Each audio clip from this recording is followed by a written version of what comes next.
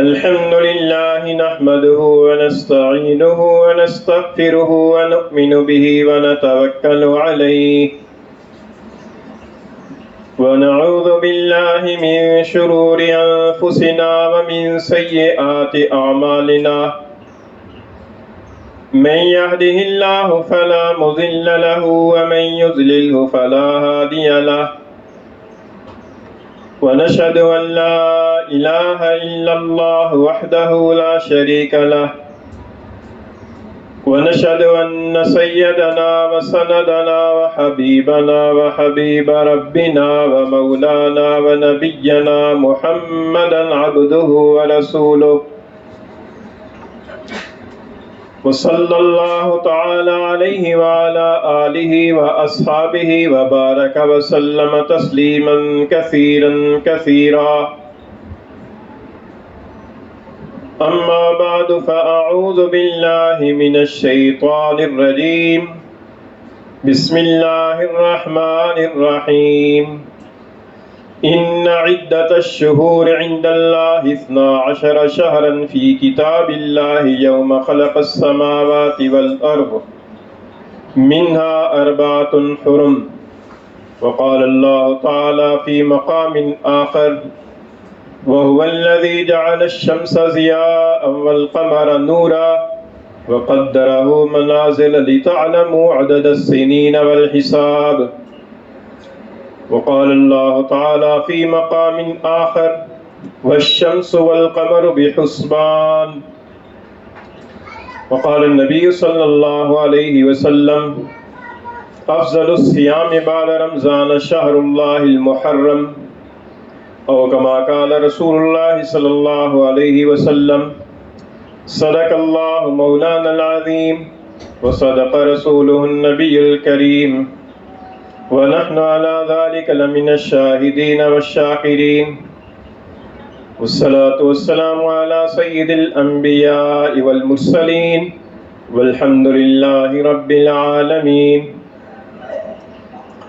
گرامی قدر سامعین، نیا اسلامی سال شروع ہو چکا ہے سن 1448 ہجری، اور آج اس کے پہلے مہینے کی 3 تاریخ ہے. اللہ تعالیٰ نے اپنی حکمت سے ابتدائے تخلیق ہی سے سال کے مہینوں کی تعداد 12 مقرر فرمائی ہے. سورہ توبہ میں اللہ تعالیٰ کا ارشاد ہے ان عدت الشہور عند اللہ 12 شہرا فی کتاب اللہ یوم خلق السماوات والارض، کہ جس وقت اللہ تعالیٰ نے زمین و آسمان کو پیدا فرمایا اسی وقت سے اللہ تعالیٰ نے اپنی کتاب لوح محفوظ کے اندر سال کے مہینوں کی تعداد 12 مقرر فرما دی. یہ 10 مہینے بھی ہو سکتے تھے، 15 بھی ہو سکتے تھے، لیکن یہ اللہ تعالیٰ کی حکمت ہے اور اس حکمت تک انسانی عقل کی رسائی نہیں ہو سکتی. اللہ تعالیٰ نے اپنی حکمت سے سال کے 12 مہینے مقرر فرمائے. ہمارے ہاں عام طور پر 3 طرح کے سال چلتے ہیں. ایک تو انگریزی سال ہے جس کے مہینے جنوری فروری سے شروع ہوتے ہیں، یہ بھی 12 ہیں. اور ایک اسلامی سال ہے جس کے مہینے محرم صفر سے شروع ہوتے ہیں، یہ بھی 12 مہینے ہیں. اور ایک دیسی سال ہے جس کے مہینے چیت بیساکھ جیٹھ ہاڑ سے شروع ہوتے ہیں، یہ بھی 12 مہینے ہیں. تو یہ اللہ تعالیٰ کی حکمت ہے کہ اللہ تعالیٰ نے حکمت سے جس طریقے سے مہینے کے دن 30 مقرر فرمائے ہیں، ہفتے کے دن 7 مقرر فرمائے ہیں، اسی طریقے سے سال کے 12 مہینے اللہ تعالیٰ نے مقرر فرما دیے. ان 12 مہینوں میں سے 4 مہینے جو اسلامی سال کے اعتبار سے 4 مہینے ہیں، وہ 4 مہینے کے بارے میں اللہ تعالیٰ کا ارشاد ہے کہ منہا 4 حرم، ان 12 مہینوں میں سے 4 مہینے حرمت والے ہیں. بخاری شریف کی حدیث میں آتا ہے کہ حضور نبی کریم صلی اللہ علیہ وسلم نے فرمایا کہ الشہر 12 شہرا السنۃ 12 شہرا، فرمایا کہ سال کے 12 مہینے ہیں اور ان 12 مہینوں میں سے 4 مہینے حرمت والے ہیں، اور ان 4 مہینے جو حرمت والے ہیں ان میں سے 3 مسلسل ہیں. ایک ذیقعدہ، دوسرے ذی الحجہ، تیسرے محرم. ذیقعدہ 11واں مہینہ ہے، ذی الحجہ 12واں مہینہ ہے، اور محرم پہلا مہینہ ہے، یہ تینوں مہینے مسلسل ہیں، اور ایک 7واں مہینہ ہے جس کو رجب کہا جاتا ہے۔ یہ 4 مہینے رسول اللہ صلی اللہ علیہ وسلم نے فرمایا کہ یہ حرمت والے 4 مہینے، احترام والے۔ حرمت کا معنی احترام، عظمت، عزت، تو عزت والے، احترام والے یہ مہینے ہیں۔ اور ان کا احترام پہلی امتوں کے اندر تو یہ تھا کہ ان کے احترام کی وجہ سے ان مہینوں کے اندر آپس میں جنگ کرنا وہ لوگ چھوڑ دیا کرتے تھے۔ زمانہ جاہلیت کے اندر بھی یہ تھا کہ حرمت والے مہینے میں لڑا نہیں کرتے تھے۔ یہ ایک الگ ان کی رسم تھی جس کو رسم نسی کہا جاتا تھا۔ قرآن مجید کے اندر اس کا ذکر ہے کہ وہ اپنی مرضی سے حرمت والے مہینے کو آگے کر دیتے تھے جنگ کے شوق کی وجہ سے، کہ جنگ لڑ رہی ہے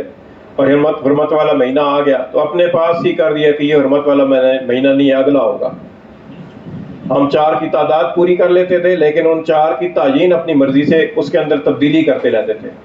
لیکن حضور نبی کریم صلی اللہ علیہ وسلم کے زمانہ اقدس کے اندر آپ نے فرمایا کہ اب زمانہ گھوم پھر کر اپنی اصل ترتیب کی پر آ گیا ہے، اور اب جو محرم کا مہینہ ہے وہ حقیقت میں بھی محرم کا مہینہ ہے۔ پہلے تو پتہ ہی نہیں چلتا تھا نا کہ یہ محرم کا مہینہ ہے یا سفر کا مہینہ ہے، کیونکہ وہ اپنی مرضی سے آگے پیچھے کرتے رہتے تھے۔ تو حضور نے فرمایا کہ اب زمانہ گھوم پھر کر اپنی اصل ترتیب پر آ گیا ہے، لہذا اب حقیقت میں بھی محرم کا مہینہ وہی ہے جو محرم کا مہینہ ہے، اور حقیقت میں بھی ذی الحجہ کا مہینہ وہی ہے جس کو ذی الحجہ کا مہینہ سمجھا یا بولا جا رہا ہے۔ تو لہذا اب تو اس کے اندر کوئی ڈاؤٹ نہیں ہے، کوئی شک نہیں ہے کہ یہ مہینہ کون سا ہے، یہ واقعی محرم کا مہینہ ہے۔ اور 4 مہینے حرمت والے قرار دیے، تو ان کے حرمت کا ایک تقاضا تو یہ تھا کہ جنگ نہیں لڑائی جاتی تھی۔ دوسرا تقاضا اس کا یہ ہے کہ ان حرمت والے مہینوں کے اندر آدمی کو اللہ تعالیٰ کی اطاعت کا زیادہ اہتمام کرنا چاہیے، اور اللہ تعالیٰ کی نافرمانی سے بچنے کا زیادہ اہتمام کرنا چاہیے۔ اللہ تعالیٰ کی اطاعت تو ہر وقت ہی لازم ہے نا، اور ہر وقت اللہ تعالیٰ کی نافرمانی سے بچنا ضروری ہے، لیکن یہ جو حرمت والے مہینے ہیں ان کے اندر زیادہ اہتمام کرنا چاہیے۔ جیسے آدمی مسجد کے اندر آنے کے بعد اللہ تعالیٰ کی نافرمانی سے زیادہ بچنے کا اہتمام کرتا ہے، زیادہ حساس ہو جاتا ہے اللہ تعالیٰ کی اطاعت کے معاملے میں، تو اسی طریقے سے فرمایا کہ ان 4 مہینوں کے اندر زیادہ آدمی کو اللہ تعالیٰ کی اطاعت کا اہتمام کرنا چاہیے اور اللہ تعالیٰ کی نافرمانی سے بچنے کی زیادہ کوشش کرنی چاہیے۔ یہ اس کے احترام کا تقاضا ہے، ان مہینوں کے احترام کا تقاضا ہے۔ تو یہ فرمایا کہ یہ 4 مہینے حرمت والے ہیں۔ اچھا، ایک تو یہ اللہ تعالیٰ نے تقسیم فرمائی کہ سال کے 12 مہینے مقرر فرمائے، اور دوسرا ہمارے ہاں جو سال چلتے ہیں تو جیسا کہ میں نے عرض کیا کہ 3 طرح کے سال ہمارے ہاں چل رہے ہیں، اور ان سالوں کی تاریخوں کے استعمال کے اندر کوئی قباحت نہیں ہے۔ انگریزی سال کی جو تاریخیں ہیں وہ بھی استعمال کی جا سکتی ہیں۔ مثلاً کوئی تقریب مقرر کرنی ہو تو کہا جا سکتا ہے کہ یہ فلاں جو تقریب ہے تو یہ 18 جولائی کو ہوگی، یا فلاں جو کام کرنا ہے تو وہ مثال کے طور پر 20 اگست کو کریں گے، تو اس کے اندر کوئی حرج نہیں ہے۔ اسی طریقے سے یہ جو دیسی مہینے ہیں، دیسی مہینوں کی تاریخ اگر مقرر کر لی جائے، جیسا کہ کاشتکاروں کے ہاں ہوتا ہے کہ اس دفعہ جو بیجائی ہوگی، بیج کی بیجائی ہوگی تو یہ فلاں مہینے مثلاً جیٹھ میں ہوگی یا فلاں مہینے کاتک میں ہوگی وغیرہ، تو اس کے اندر کوئی حرج نہیں ہے۔ لیکن جو اسلامی احکام ہے، اسلامی احکام کا تمام تر جو دار و مدار ہے وہ اسلامی مہینوں کے اوپر ہے، اس کے اندر ہم دوسرے مہینوں کو استعمال نہیں کر سکتے۔ مثال کے طور پر رمضان کے روزے فرض ہیں، تو اب وہ رمضان ہی کے اندر فرض ہیں، چاہے رمضان جون جولائی میں آئے اور چاہے رمضان جنوری فروری میں آئے، وہ رمضان ہی میں رکھنے ضروری ہیں۔ اس کے اندر اپنی مرضی سے کوئی تبدیلی کرنے کا کسی کو اختیار نہیں ہے۔ اسی طریقے سے حج کا جو فریضہ ہے وہ ذی الحجہ کے مہینے کی 4-5 جو مخصوص تاریخیں ہیں ان تاریخوں کے اندر ادا کرنا ضروری ہے۔ تو اب وہ ذی الحجہ کا مہینہ چاہے دسمبر جنوری میں آئے، چاہے جون جولائی میں آئے، چاہے اگست میں آئے، اور دیسی مہینوں کے اعتبار سے چاہے ہاڑ میں آئے، چاہے جیٹھ میں آئے، کسی بھی مہینے میں آئے، اب اس کے لیے وہی دن مقرر ہیں، انہی دنوں کے اندر حج کا فریضہ ادا کیا جا سکتا ہے، آگے پیچھے نہیں ہو سکتا۔ اسی طریقے سے اسلامی اور بھی احکام ہیں، مثلاً عید الفطر کا دن ہے، 1 شوال کو منائیں گے، جب بھی آئے گی 1 شوال کو آئے گی، اس کے اندر انگریزی تاریخ یا دیسی تاریخ کو کوئی بھی لحاظ نہیں کیا جائے گا، وہ 1 شوال ہی کو ہوگی۔ تو اسلامی احکام کے اعتبار سے جو دار و مدار ہے وہ سارے کا سارا اسلامی سال کی پر ہے۔ اسی لیے اہل علم حضرات نے لکھا ہے کہ اگرچہ دوسرے مہینوں کی تاریخیں استعمال کرنا بھی جائز ہے، منع نہیں ہے، لیکن اسلامی تاریخوں کو اتنا رواج دینا کہ ضروری ہے کہ جس کی وجہ سے اسلامی تاریخیں محفوظ رہیں اور مسلمانوں کو پتہ چلتا رہے کہ آج فلاں مہینے کی فلاں تاریخ ہے۔ اس حد تک اس کو رائج کرنا اسلامی تاریخوں کو یہ ضروری ہے، یہ فرض کفایہ کے درجے میں ہے۔ فرض کفایہ کا مطلب یہ ہے کہ اگر امت کے کچھ افراد ایسے ہیں کہ جو افراد اسلامی تاریخوں کا اس قدر استعمال کرتے ہیں کہ ان کے استعمال کی وجہ سے اسلامی تاریخیں گڑبڑ نہیں ہوتی، تو یہ فرض کفایہ پوری امت کی طرف سے ادا ہو رہا ہے۔ لیکن اگر کسی وقت کے اندر، کسی زمانے کے اندر یہ بالکل ہی اس کام کو چھوڑ دیا جائے اور اسلامی تاریخیں اور اسلامی مہینے اس طریقے سے آپس میں خلط ملط ہو جائیں کہ پتہ ہی نہ چلے کہ رمضان ہے یا شوال ہے، ذی الحجہ ہے یا ذی القعدہ ہے، محرم ہے یا سفر ہے، پتہ ہی نہ چلے، تو فرمایا کہ یہ پھر فرض کفایہ کو چھوڑنے کی وجہ سے سارے گنہگار ہوں گے۔ تو یہ فرض کفایہ کے درجے کے اندر اس کو استعمال میں لانا یہ ضروری ہے۔ تو آج کل ہمارے ہاں عام طور پر انگریزی تاریخیں تو ہر ایک کو معلوم ہوتی ہیں، جب بھی کسی سے سوال کیا جائے کہ آج کیا تاریخ ہے تو فوراً انگریزی تاریخ ذہن میں آتی ہے، زبان پہ بھی وہی آتی ہے فوراً۔ ہاں اگر یہ تشخص کر کے پوچھا جائے کہ اسلامی تاریخ کیا ہے، پھر اسلامی تاریخ بتائی جاتی ہے، ورنہ اگر ویسے ہی پوچھا جائے کہ تاریخ کیا ہے تو فوری طور پر ذہن میں انگریزی تاریخ آئے گی، زبان پر بھی وہی آئے گی۔ تو یہ ہمارے مسلمانوں کے اعتبار سے یہ معاملہ ذرا مناسب نہیں ہے۔ مناسب یہ ہے کہ ہمارے ذہن کے اندر فوری طور پر اسلامی تاریخ آنی چاہیے، اسلامی تاریخ یہ ہے۔ ہاں انگریزی تاریخ کو اگر متعین کر کے پوچھا جائے تو پھر انگریزی تاریخ بتائی جائے، لیکن ہمارا یہاں معاملہ الٹ ہے۔ ہمارا یہ ہے کہ انگریزی تاریخیں ہمارے ذہنوں میں آئیں چل رہی ہیں، اسی مہینوں کے حساب سے ہمارے دفتروں میں حساب ہوتا ہے، اسی مہینے کی تاریخوں کے حساب سے تنخواہیں ملتی ہیں، اسی مہینوں کے حساب سے بجٹ بنتے ہیں، اسی وجہ سے وہی ہماری ذہنوں کے اندر وہی تاریخیں بیٹھی ہوئی ہیں۔ اسلامی تاریخوں کا اس قدر رواج نہیں ہے، تو ہمیں اپنے انفرادی طور پر ہمیں اسلامی تاریخوں کو رواج دینا چاہیے، اور اسلامی مہینوں کے بارے میں ہمیں معلومات بھی ہونی چاہیے۔ کئی آج کل کے جو نوجوان لڑکے ہیں شاید ان کو اسلامی مہینوں کے پورے مہینوں کے نام بھی معلوم نہ ہو کہ پورے مہینے کے 12 مہینوں کے نام کیا ہے، اور ان کی ترتیب بھی معلوم نہ ہو کہ ترتیب کے لحاظ سے پہلا مہینہ کون سا ہے، دوسرا کون سا ہے، تیسرا کون سا ہے، چوتھا کون سا ہے۔ حالانکہ یہ معلوم ہونا ضروری ہے کیونکہ ہم بنیادی طور پر تو ہم مسلمان ہیں، باقی چیزیں تو بعد کی ہیں، تو ہمیں اس لحاظ سے ہمیں ان تاریخوں کے بارے میں علم ہونا چاہیے، مہینوں کے بارے میں بھی، مہینوں کی ترتیب کے بارے میں بھی، اور اس بارے میں بھی ہمیں علم ہونا چاہیے کہ یہ اسلامی سال کا جو سال ہے اس کو کہاں سے اس کا آغاز ہوا ہے، اور اس کو سن کے اعتبار سے اس کو کیا نام دیا جاتا ہے، کیونکہ انگریزی سال کو تو ہم عیسوی سال سے مشہور ہے اور ہم جانتے ہیں کہ مثلا جو ہے وہ آج 19 جون 2026 عیسوی ہے، یہ تو ہمیں معلوم ہے۔ لیکن یہ کہ اسلامی تاریخ آج 3 محرم 1448 کیا ہے، سن کا نام کیا ہے؟ سن کا نام ہجری ہے۔ اور سن کا نام یہ ہجری کیوں ہے؟ اس کی بنیاد یہ ہے کہ اس کو ہجرت نبی کریم صلی اللہ علیہ وسلم کی جو مکہ مکرمہ سے مدینہ کی طرف ہجرت تھی اس کے اوپر اس کی بنیاد رکھی گئی ہے، اسی وجہ سے اس کو ہجری کہا جاتا ہے، اور مختصر کر کے 2 چشمی ہا اور جیم لکھ کر اس کو ظاہر کیا جاتا ہے کہ یہ سن ہجری ہے، اور اس کی بنیاد ہے نبی کریم صلی اللہ علیہ وسلم کے مکہ مکرمہ سے مدینہ منورہ کی طرف ہجرت کا عمل۔ اور یہ ہجرت کا عمل ویسے تو بہت سارے اعمال ہیں، مثلا نبی کریم صلی اللہ علیہ وسلم کی ولادت سے باسعادت بھی ہے، نبی کریم صلی اللہ علیہ وسلم کو نبوت ملنا بھی ہے، نبی کریم صلی اللہ علیہ وسلم کے اوپر وحی کا آغاز ہونا بھی ہے، اور بھی نبی کریم صلی اللہ علیہ وسلم کا حجۃ الوداع کا واقعہ بھی ہے، فتح مکہ کا واقعہ بھی ہے، اور بہت سارے واقعات ہیں، غزوہ بدر کا واقعہ ہے۔ لیکن ان سارے واقعات میں سے ہجرت کے واقعے کو کیوں چنا گیا ہے؟ علماء کرام نے فرمایا کہ اس کی جو بنیاد رکھی ہے وہ سیدنا عمر فاروق اعظم رضی اللہ تعالیٰ نے رکھی ہے، جو کہ خلیفہ راشد ہیں اور نبی کریم صلی اللہ علیہ وسلم کے مزاج شناس صحابی ہیں، اور جن کے بارے میں حضور کا ارشاد ہے کہ لو کان بعدی نبی لکان عمر، کہ اگر میرے بعد کوئی نبی ہوتا تو وہ عمر ہوتا، یعنی اس درجے کے اور اس پائے کے صحابی ہیں، اور آج بھی رسول اللہ صلی اللہ علیہ وسلم کے جوار رحمت کے اندر آرام فرما ہے، روضہ اقدس کے اندر مدفون ہے۔ تو حضرت سیدنا عمر فاروق اعظم رضی اللہ تعالیٰ عنہ کی جو شہادت ہوئی ہے وہ شہادت بھی اسی مہینے کی پہلی تاریخ کو ہوئی ہے، یعنی یکم محرم الحرام کو سیدنا عمر فاروق اعظم رضی اللہ تعالیٰ عنہ کی شہادت ہوئی ہے۔ تو سیدنا عمر فاروق اعظم رضی اللہ تعالیٰ عنہ کے زمانے کے اندر اس سے پہلے یہ ہوتا تھا کہ کوئی واقعہ ہوتا تھا تو بتا دیا جاتا تھا کہ یہ واقعہ ربیع الاول میں ہوا، یہ واقعہ جمادی الاولیٰ میں ہوا، یہ واقعہ نبوت کے اتنے سال بعد ہوا، نبوت سے اتنے سال پہلے ہوا۔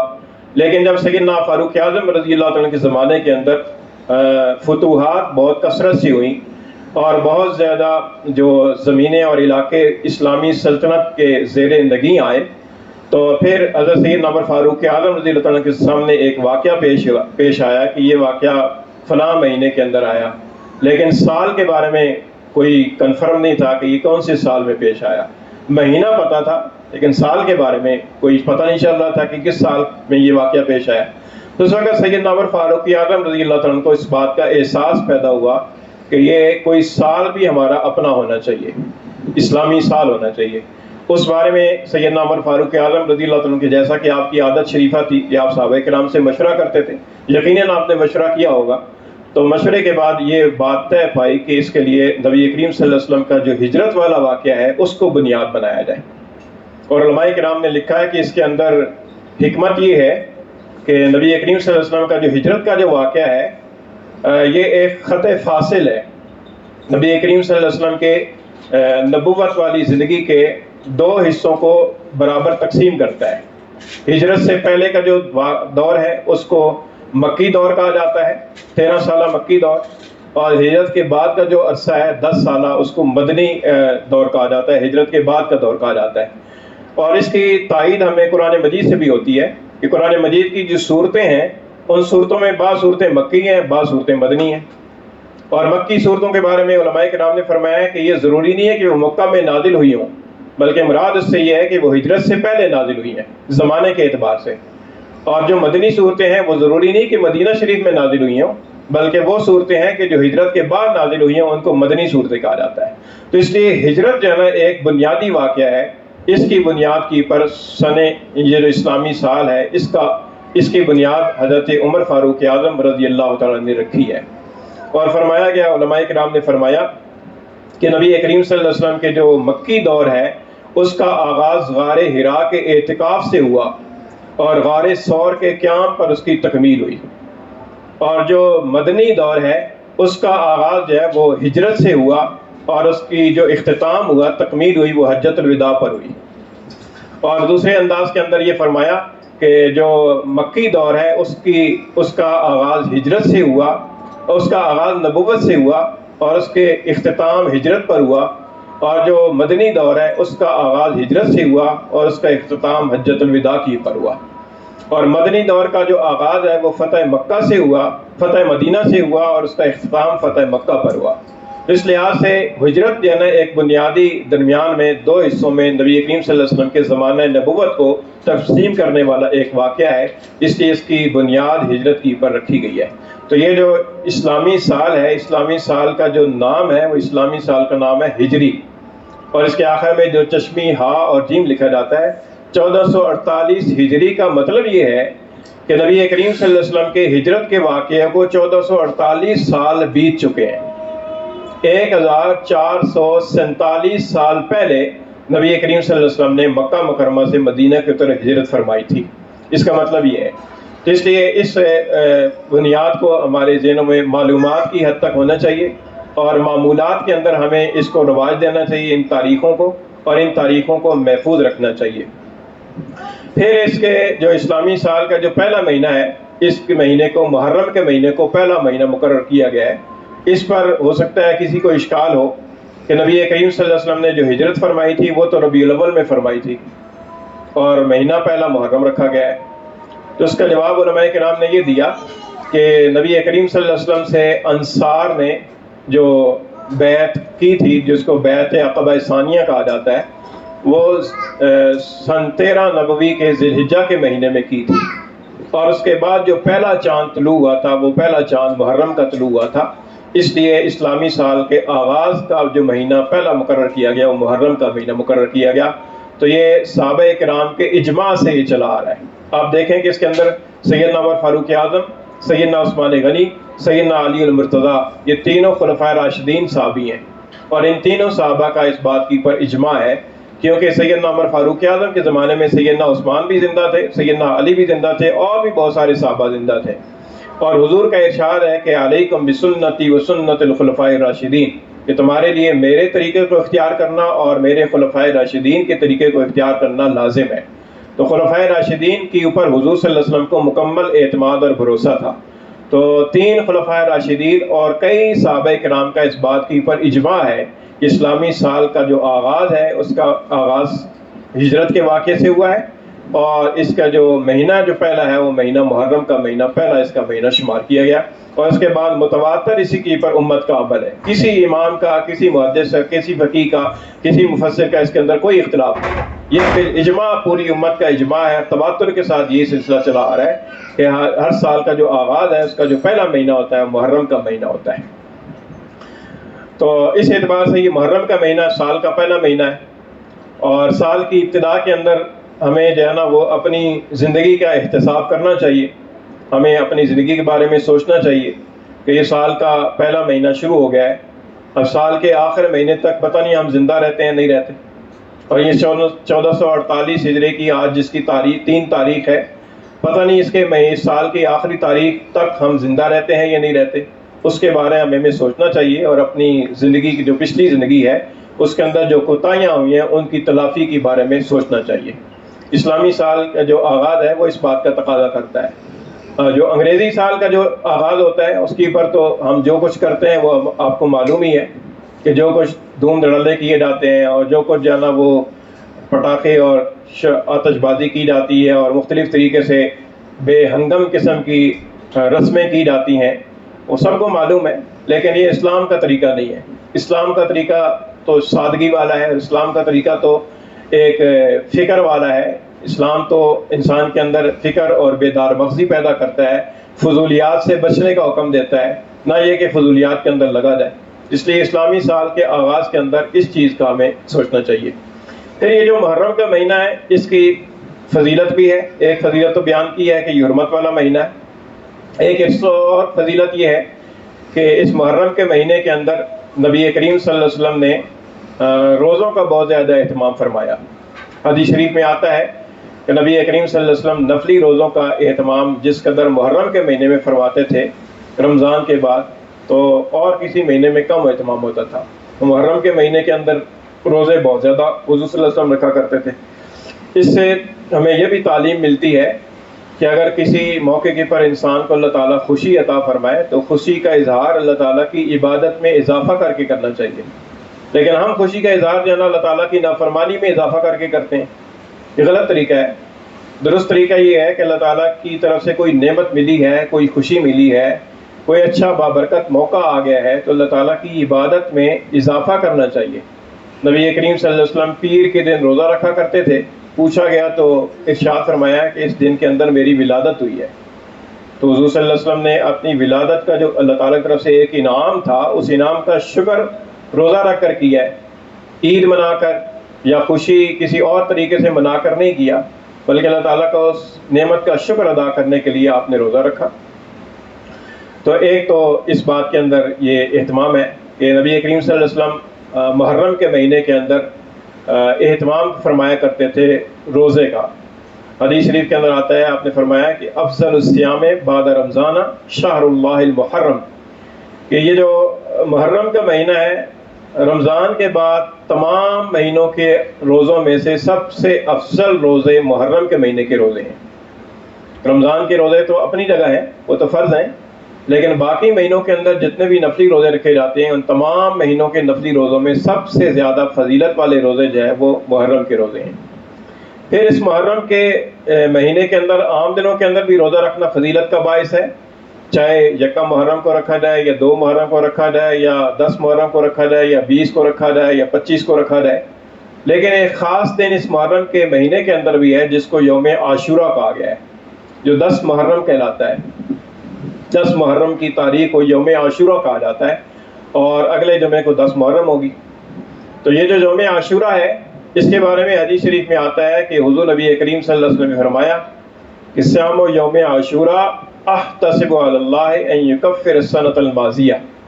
فرمایا کہ ایک یوم عاشورہ کا جو روزہ ہے اس کے بارے میں مجھے اللہ تعالیٰ کی رحمت سے امید ہے کہ اللہ تعالیٰ گزشتہ 1 سال کے گناہوں کا کفارہ فرما دیں گے۔ تو 1 سال کے گناہوں کا کفارہ 1 دن کے روزے سے حضور نبی کریم صلی اللہ علیہ وسلم نے فرمایا۔ اور یہ جو 10 محرم کا دن ہے ہمارے ذہنوں میں تو شاید یہ ہے نا کہ 10 محرم کی جو اہمیت ہے یا اس کی فضیلت ہے وہ سیدنا حضرت حسین رضی اللہ تعالیٰ عنہ کی شہادت کی وجہ سے ہے، حالانکہ حقیقت ایسا نہیں ہے۔ حقیقت میں یہ ہے کہ یہ دن پہلے سے فضیلت والا چلا آ رہا ہے، چنانچہ قریش مکہ بھی زمانہ جاہلیت کے اندر بھی 10 محرم کو روزہ رکھا کرتے تھے۔ حضور نبی کریم صلی اللہ علیہ وسلم نے اپنے زمانے کے اندر خود بھی روزہ رکھا اور صحابہ کرام کو بھی روزہ رکھنے کی تعلیم فرمائی۔ اور جب آپ مدینہ شریف ہجرت کر کے تشریف لے گئے تو آپ نے دیکھا کہ مدینہ شریف کے جو یہودی ہیں وہ بھی 10 محرم کو روزہ رکھ رہے ہیں۔ تو حضور نبی کریم صلی اللہ علیہ وسلم نے پوچھوایا کہ یہ 10 محرم کو روزہ کیوں رکھتے ہیں؟ تو انہوں نے عرض کیا کہ اس دن کے اندر اللہ تعالیٰ نے حضرت موسیٰ علیہ السلام کو فرعون سے نجات عطا فرمائی تھی، اور فرعون کو اللہ تعالیٰ نے دریا میں فوجوں سمیت غرق کیا تھا۔ تو حضرت موسیٰ علیہ السلام نے اس دن میں اللہ تعالیٰ کی اس نعمت کی خوشی کے طور پر شکرانے کے لیے روزہ رکھا۔ اب دیکھیں انبیاء کا طریقہ کیا ہے۔ انبیاء کا طریقہ یہ ہے نا کہ وہ خوشی ملتی ہے تو اللہ تعالیٰ کی عبادت میں اضافہ کرتے ہیں، شکر ادا کرتے ہیں، روزہ رکھ کر شکر ادا کر رہے ہیں۔ تو حضرت موسیٰ علیہ السلام نے اس دن میں روزہ رکھا تھا کہ اللہ تعالیٰ کا فضل ہوا کہ اللہ تعالیٰ نے فرعون سے نجات عطا فرمائی۔ تو یہودیوں نے کہا کہ حضرت موسیٰ علیہ السلام کی اتباع میں ہم بھی روزہ رکھتے ہیں۔ تو حضور نے ارشاد فرمایا کہ حضرت موسیٰ علیہ السلام کے ساتھ تو تمہاری بنسبت ہمارا زیادہ تعلق ہے، کیونکہ وہ بھی اللہ تعالیٰ کے نبی تھے اور میں بھی اللہ کا نبی ہوں، تو اللہ تعالیٰ کے ان کے ساتھ ہمارا زیادہ تعلق ہے۔ لہذا حضور نبی کریم صلی اللہ علیہ وسلم نے 10 محرم کو خود بھی روزہ رکھا اور صحابہ کرام کو بھی روزہ رکھنے کی تلقین فرمائی۔ پھر ایک روایت میں آتا ہے، حضرت ابن عباس رضی اللہ تعالیٰ عنہ سے روایت ہے، فرماتے ہیں کہ حضور نبی کریم صلی اللہ علیہ وسلم نے جب دیکھا کہ یہود بھی روزہ رکھتے ہیں تو صحابہ کرام کو بھی اشکال ہوا، اور انہوں نے حضور کی خدمت میں عرض کیا کہ اللہ کے رسول 10 محرم کو ہم بھی روزہ رکھتے ہیں، یہود بھی روزہ رکھتے ہیں، اور یہ تو ان کے ساتھ مشابہت ہو جاتی ہے۔ تو حضور نبی کریم صلی اللہ علیہ وسلم نے فرمایا کہ اگلے سال انشاءاللہ میں 10ویں کے ساتھ 9ویں کا بھی روزہ رکھوں گا۔ لیکن شارحین نے لکھا ہے کہ اگلے سال کا محرم آنے سے پہلے ہی نبی کریم صلی اللہ علیہ وسلم کا وصال ہو گیا، لیکن آپ صلی اللہ علیہ وسلم نے یہ طریقہ بتا دیا کہ یہود کی مشابہت سے بچنے اور 10 محرم کے روزے کی فضیلت کو حاصل کرنے کا طریقہ یہ ہے کہ 10ویں کے ساتھ 9ویں کا روزہ رکھا جائے، 9ویں اور 10ویں 2 دن کا روزہ رکھا جائے۔ اور بعض روایات کے اندر آتا ہے کہ حضور نے فرمایا کہ خالف الیہود، یہود کی مخالفت کرو، صوموا یومن قبلہ اور یومن بعدہ، اس سے ایک دن پہلے روزہ رکھو یا ایک دن بعد روزہ رکھو۔ تو لہذا یا تو 9ویں 10ویں کا روزہ رکھ لیا جائے یا 10ویں 11ویں کا روزہ رکھ لیا جائے، اس سے 10 محرم کے روزے کی فضیلت بھی حاصل ہو جائے گی اور یہود کی مخالفت بھی ہو جائے گی۔ اور اسی سے اندازہ لگا لیا جائے کہ یہود و نصارہ کی مخالفت اور ان کی مشابہت سے بچنے کا کس قدر اہتمام ہے، اور ہم لوگ جو ہے نا وہ یہود و نصارہ جیسی وضاقتہ اپنا کے، ان جیسا ڈریس پہن کے، ان جیسی تقریبات کر کے ہم فخر محسوس کرتے ہیں، حالانکہ ہمیں تو اسلامی طرز کو اپنانا چاہیے اور اسلامی طور طریقوں کو اپنانا چاہیے۔ تو اس لحاظ سے نبی کریم صلی اللہ علیہ وسلم کی سنت کو اپناتے ہوئے 9-10 کو یا 10-11 کو روزہ رکھیں، اور باقی جو امور ہیں اس کے اندر بھی اسلامی سال کی تاریخوں کو رواج دینا چاہیے اور ان تاریخوں کی جو اہمیت ہے اس کو سمجھنا چاہیے۔ اللہ تعالیٰ عمل کی توفیق عطا فرمائے۔